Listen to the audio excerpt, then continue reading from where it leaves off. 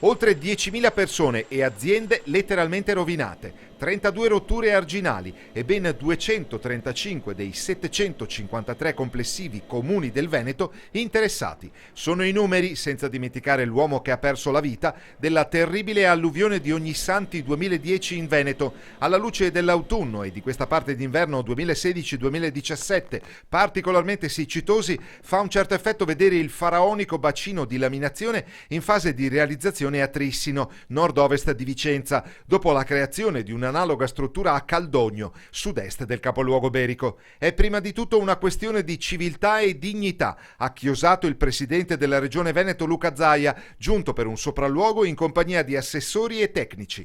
L'invaso consentirà di raccogliere 2.700.000 metri cubi di acqua e la sua realizzazione comporterà una spesa di oltre 23 milioni di euro, distribuiti tra la quota regionale, 17.650.000, e di 5 milioni e mezzo frutto della vendita del materiale scavato.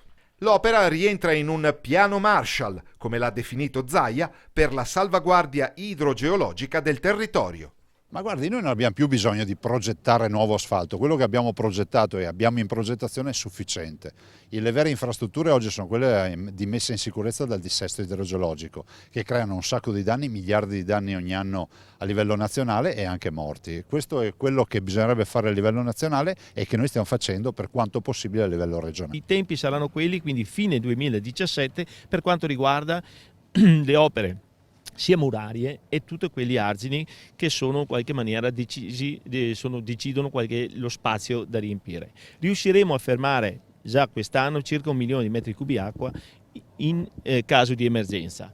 Dopo resterà da portare via il resto del materiale che si prevede sia finito entro il fine del 2018, quindi un altro anno per portare via il materiale. Se oggi dovesse esserci una piena, non c'è nessun problema dal punto di vista idraulico, si può invasare qualche centinaia di migliaia di metri cubi, che sui 2 milioni e 8 che il progetto non è nulla.